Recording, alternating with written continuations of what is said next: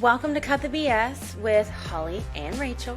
We are here to help you ditch the overwhelm, stop second guessing, and reconnect with what truly fuels your body, your mind, and your life. No fluff, no filters, just real talk that helps you feel strong, aligned, and unstoppable. Whether you're on a walk, commuting, or sipping your favorite matcha, this is your space. Alrighty. Let's just take a moment to appreciate the dramatic fuzziness of my mic. Just like me, dramatic and fuzzy. Exactly. I was going to say, would it be Rachel's mic any other way? Absolutely not. So, welcome to Cut the BS. My name is Rachel, aka Ray Ray, aka Bon Bon. And I'm here with my lovely co-host. I'll let her introduce herself. Y'all already know. I'm Holly, aka the one and only Holly. We love it. Only one Holly in this world, and it's this one right here.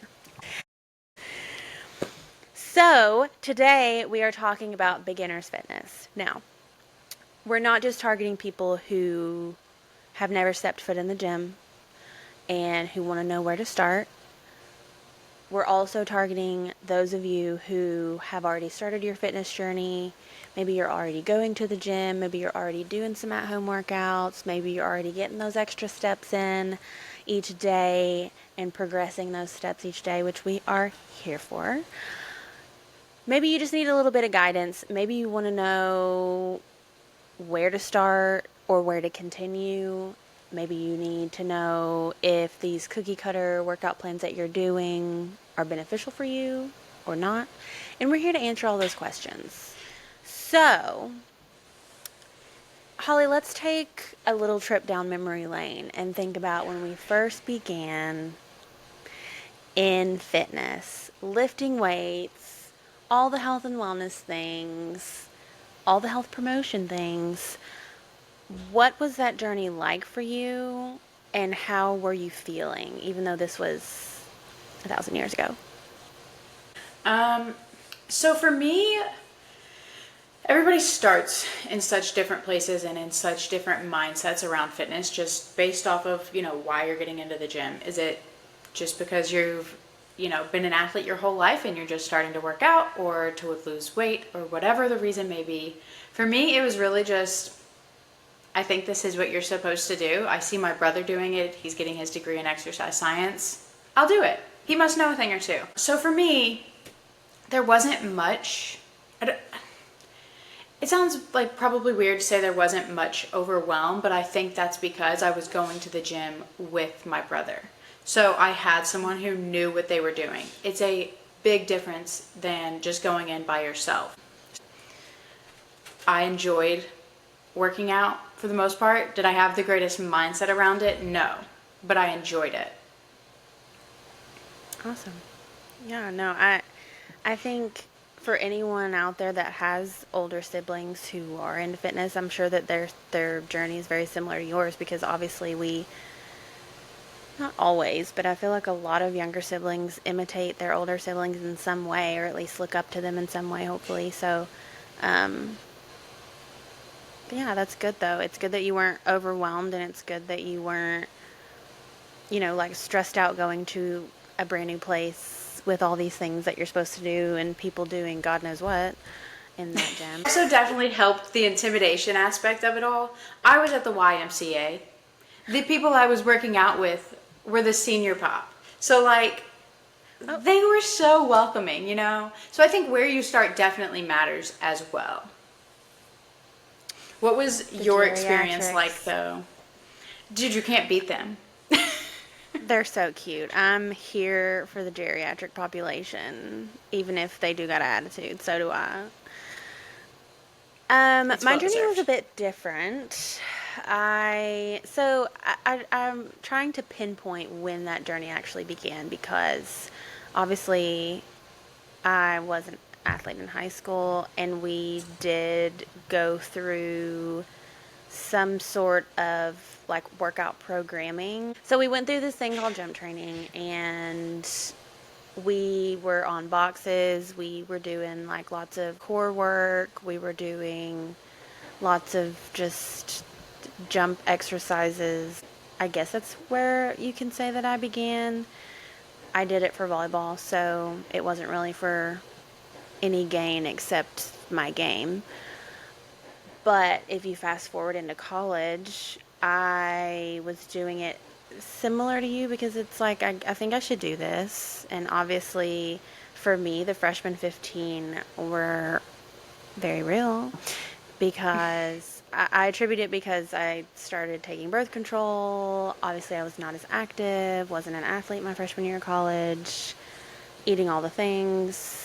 Definitely gained 15, I think it was more like 20 pounds. So I was like, what is going on? This has never happened in my life. I used to be able to down footlongs from Subway and eat nachos and cheese and Reese cups from the fridge, LOL, and all these things and literally be this big around. And now I'm at college and was just a little heavier. So I started going to the gym. I started working out with some friends, just like some guy friends. And it was very intimidating for me because I was self-conscious, number one. I wanted to be smaller. I had no idea about anything about how progressive overload. I didn't know what that was. Didn't know anything about form. They had to teach me from scratch, which was very interesting. And yeah, it was very overwhelming. Social media wasn't as big as it is now. I definitely can see if I were beginning right now, where the overwhelm would come in because of all the comparison and seeing a million different point of views of what success looks like in the gym. But at that time, in when was it? 2015, 10 years ago. She's old.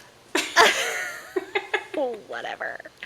In 2015, it wasn't too bad from a social media standpoint, but I mean from like a comparison standpoint in real life and a not knowing what the fuck I was doing. Yeah. It was a little bit overwhelming.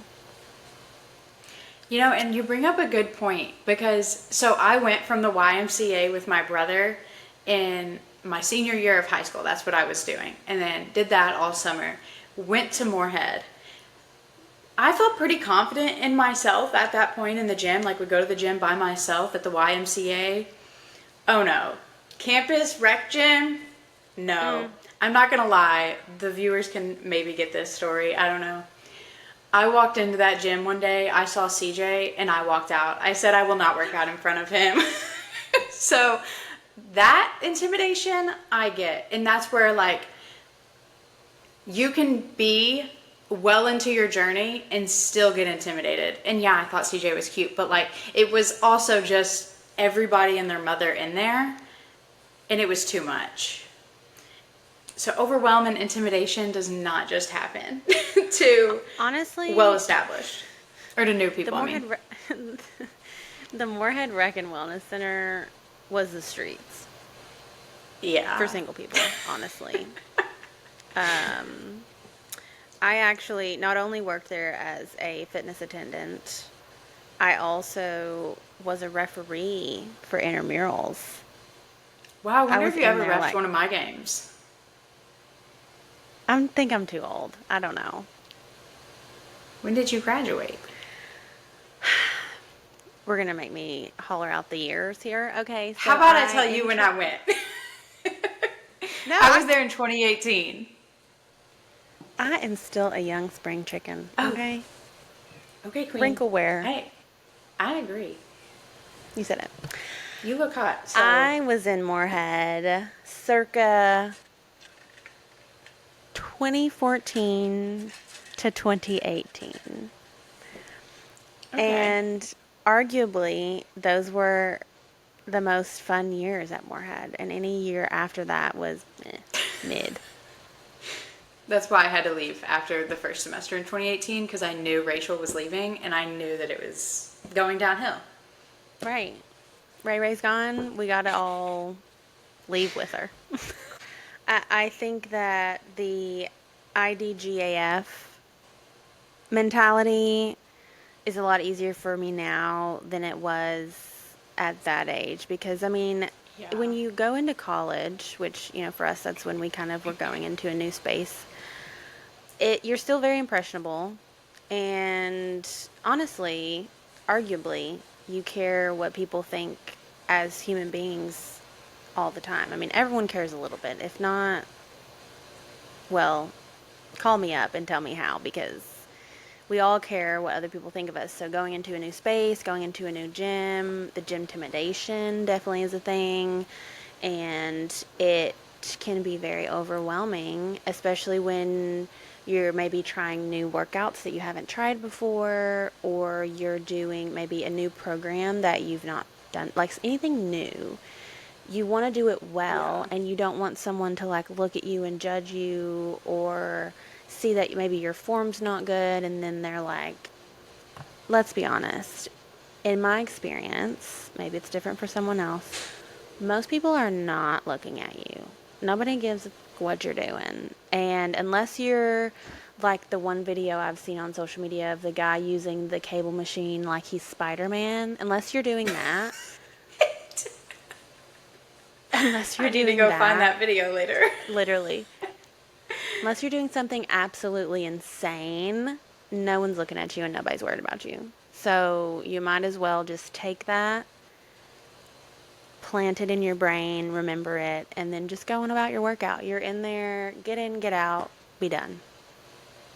Absolutely. And I'll say, like, first of all, I personally, to my core, I'm a people watcher. So I might be looking at you, So you but it's are the not problem. negative.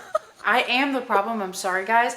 But more often than not, I'm like, wow, she looks fantastic. Wow, she's trying so hard. Wow. All like positive things, you know? I think we tend to think that everybody has something negative to say about us, and that comes from our own insecurities within ourselves. And I don't say that harshly. No, it's very true. When more often than not, like people could really be like looking up to you and like having really positive things to say about you, but they're probably not going to come tell you. Let's talk about let's talk about starting in your journey. So I know that you started at the YMCA with your brother. Then there was college, the Moorhead Rec and Wellness Center. Did you feel like you were restarting when you went there? Was there anything besides obviously you bat and eyes at CJ? Was there anything that, maybe like kept you from restarting or maybe refocusing in? Because obviously, like, we're human, we drift, we flow when it comes to maybe how in it we are with our working out, with our movement, things like that. We ebb and flow. Sometimes we can maybe go a little harder. Sometimes we need to like ease up a little bit. So tell me about what's maybe kept you from restarting or focusing in or things like that. I feel like for me, there's never been a time where I've completely like fallen off the wagon, if you will. I've never just stopped moving my body completely. What I have done is burnt myself out on the gym plenty of times, and there will be plenty of times more that I continue to do that. What I find most in those moments is a couple things. One, what's going on in my personal life that might be adding additional stress and making me think that this is miserable, but it's really just an external factor. The other thing I've noticed is I just get stuck in like repetition and just in and out. Like you just need to go move your body, like finding no joy in it, just doing it because I have to do it. Doing the same workouts over and over and over again. And that's where like, we're going to talk about it later. Sticking to the same program for, more than like 4 to 6 weeks for me, that is not, absolutely not. Lately, it's like 3 weeks and I need some accessory work change. Yeah. So I think for me, it's never been I've completely fallen off. It's more so just like other circumstances changing, whether that's, like I said, life factors getting in the way, external things, or just getting tired and burnt out of the gym in different ways. And so just finding things that bring me joy and actually implementing those things, allowing myself to try different things, to look stupid in the gym, if you will, to just switch it up and to bring some variety and spice in my life helps me avoid that burnout or get out of it if I'm already in it. Because sometimes you can't avoid it. Yeah. We love the spice. We do. Yeah, I think everyone gets burnt out when it comes to the gym in some way. And some people push through it and they don't really let it affect, whether they need to restart or anything like that. I know for me, it I've had to really redefine what the gym is for me because it's always been a place I go when either I feel negatively about myself or a place I go because something negative is going on in my life. Which, if you know what my history is and how involved in the gym I've been, you're like, girl, are you okay? She's fine now, ish. But I will say, I really had to kind of like redefine what going to the gym was for me, and I needed to reframe it in a way where I was going there to, positive reframing. So I was going there to get better. I was going there because I believe that my body is a temple and I want to take care of that temple. We get one body, we get one life, and I'll be damned if I don't make the most of it.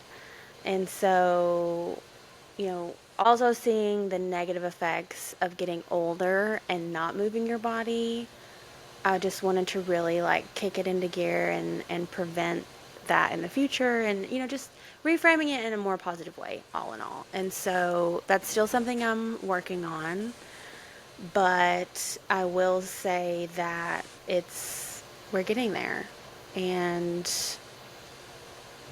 we're getting there. How do you feel like you give yourself that permission? Was there a light bulb moment for you where you were like, it's not that serious? Well, it is that serious because it's about the future, but it's not so serious that this has to be unenjoyable.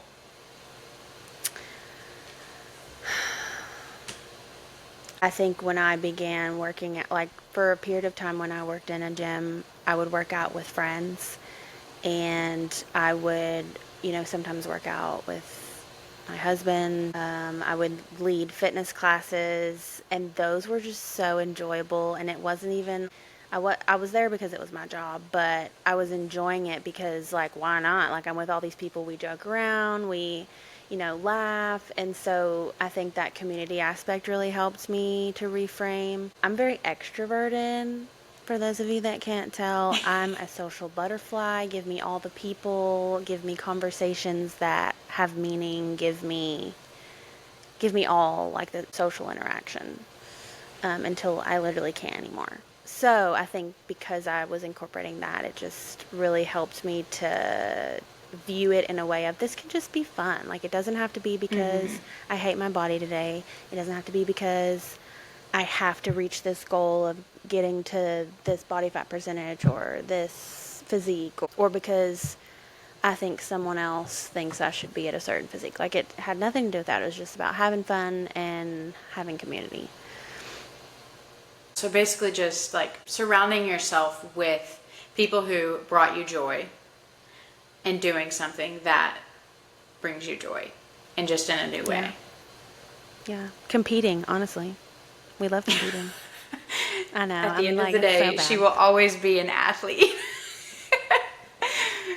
No, but I think that that's why workout classes can be great because it can be I'm going to hold this plank the longest. I'm going to do this the best. But I feel like it's me versus me, but it's also me versus all of you. And yeah. I'm only my best self if I'm beating all of you. Honestly, valid. Because I'm the biggest supporter of it's you versus you, but I will. Exactly. I will. I can only I can only beat myself if I beat all of you, if that makes sense. Yeah. Yeah. Do we need therapy? I'm here with you. Maybe. Somebody let us know. It's you versus you, it's me versus me, but it's also me versus all of you. We love it. So, beginning in fitness, we've both had our little different journeys. What are some common myths when it comes to the gym, when it comes to fitness, health, that we either believed when we first started, man, I could do this all day, or that we heard, maybe not believed, but we heard a lot? Do you have any that just pops in your mind? Specifically in relation to fitness, I feel like if you weren't sweating in your workout, you weren't working hard enough. And I think that for me, that's just from being an athlete, like just hearing that all the time. But like, that's just not necessarily true. Okay, but wait. She's like, wait, we actually have to walk this out. Wait, but you should be sweating, But you right? also, but that doesn't make a workout bad to not be sweating. In my workouts now, I don't sweat that often. And that's because You don't I'm sweat like, at all. I said often. Be so for real. I said often. If I get on the treadmill or the Stairmaster and do 30 minutes, I'm going to be sweating.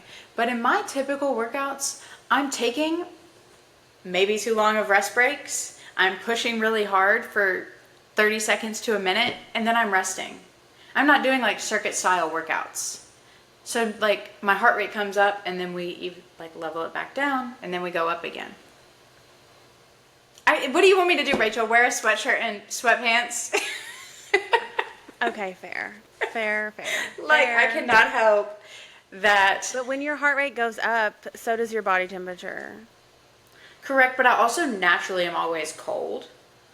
And the gym is always freezing to me. I guess fair. I don't know that I've really committed that to my belief system. But you're a Because naturally sweaty person, right? no, I'm not. I thought you No. said you were. No, I said we've already had this discussion. I used to never sweat unless I was playing volleyball growing up. Okay. Now, when I was at good old the head, I was sweating in the gym. Like I sweat when I'm really active, running, lifting heavy weights, whatever. Wasn't really a sweater in day-to-day life. I could walk to class and not sweat, right? We weren't really sweaty. We moved down to Florida where you can literally cut the humidity with a fucking butter knife, and then I became a sweaty person. But back on track, I do wear a sweatshirt in the gym, and I do circuit style train. So, but no, I definitely see your point that just because you're not sweating doesn't mean you're not progressing, you're not getting better. I do think that people should sweat in their workouts, but it's okay if they don't, I guess. I mean, okay, here's my thing. It's not like the muscle's not growing because you're not sweating. Fair. Fair. Okay. Touche. What is a belief that you had? Let me get ready to argue. So, a belief that I used to believe, and honestly, I will be transparent in saying that sometimes in my soul, I'm still like, because I want it to be true, is that if you're not sore, then you didn't progress, you didn't get better. If you're not sore, it wasn't a good workout. Soreness is not an indicator of a good workout. Now, do I have a love-hate relationship with soreness? Because I'm like, ooh, work, But also, ooh, we got better. But also, your muscles are not, you're not always going to be sore, and that doesn't mean you're not building muscle. That doesn't mean you're not growing muscle. It doesn't mean you're not improving. Even though sometimes deep in my soul, I feel as if I'm not sore, I did nothing. That's because that was some propaganda that I was falling for, and am no longer. Well, I'm trying not to. Logic and emotion. Right. Well, and I'll also say, like, with that, what do we know about constantly being sore? Like, what does that actually indicate? It means, oh, trivia time. It means, Wait, I was about to say therapy session. oh, I thought this was a trivia question. I was going to say if you're sore all the time, it means that you're not recovering well enough. Number one, you're not getting enough sleep, you're not drinking enough water, you're not eating enough. Or it means that you're going way too hard and you're actually damaging your muscles. Like past the point of where they can recover efficiently and properly and grow. And what we're going to get into a little bit later is like the advantages of sticking to some sort of program and not just willy-nilly going in there and doing whatever feels good that day, because that will or could lead to soreness time and time again. Yeah, without actually progressing. Yeah, Yeah. progressive overload. So, we've talked about, our takes on some myths. What would you say is your approach now that you're a little seasoned in the game? What approach do you have now when it comes to those myths or just when you approach the gym in general? I feel like with lots of years and lots of practice, I have learned that I can trust myself. I can trust when I need to slow down in the gym, when I need to push a little bit heavier, when I need to lighten up. Whether that's the days I'm going, the load I'm doing that day, whatever it may be. Permission to just trust yourself. Again, lots of practice in learning when that permission is lack of discipline or lack of motivation and letting that make the calls versus no, like, I'm about to start my period. I actually need to rest. Or I've had a really stressful day at work or a really stressful week. This workout is probably going to hurt me more than it's going to help me. I feel like that's a big way I've grown. It's just permission to reflect, ask myself what I need in this moment today. Yeah, and I definitely think that discernment doesn't come very quickly to people. So, you know, it takes a while to be able to acquire that discernment. And even like, I'm glad that you have that. I would say personally that I still have a little work to do in that department because of my competitive nature. Sometimes I can push myself too hard, but also, I know that I mentioned this to you the other day. Like, I am in a current space of struggling a little bit when it comes to motivation to go to the gym. Yesterday, I would have rather done just about anything except go to the gym and lift weights. But I knew that I needed to. I haven't lifted all week. I've been playing a lot, and when I'm playing a lot, if I'm not lifting as well, then I'm gonna suffer later on, and I know that. So I knew I needed to go. Didn't want to.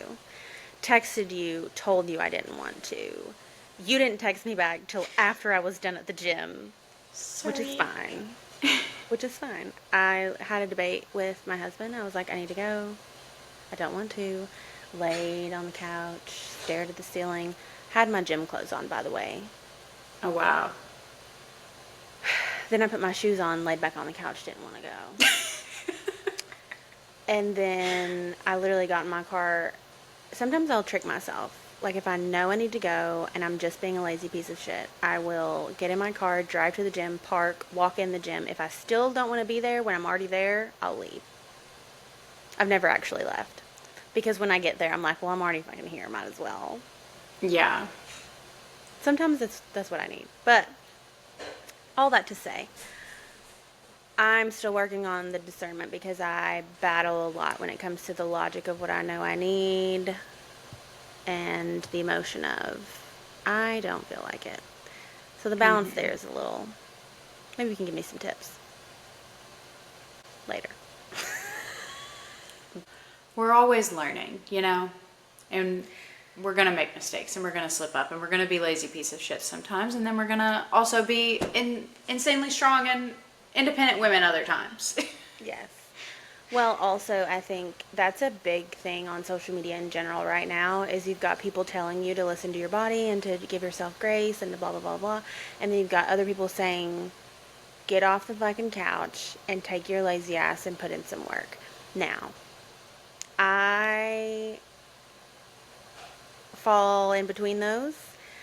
More often than not, I'm going to be a little bit more of a hard ass because that's how I was raised. But I am trying to learn and to pour into a little more the grace side of things, but not allowing to be too heavy on one side or the other, because it is about that balance of giving yourself grace, knowing what you need, but also like having the grit and determination to do what needs to be done in order to get the results that you want and to be where you want to be, because it's not going Yeah. to be easy. So you mentioned like social media a little bit and like how social media can, sway one side or the other.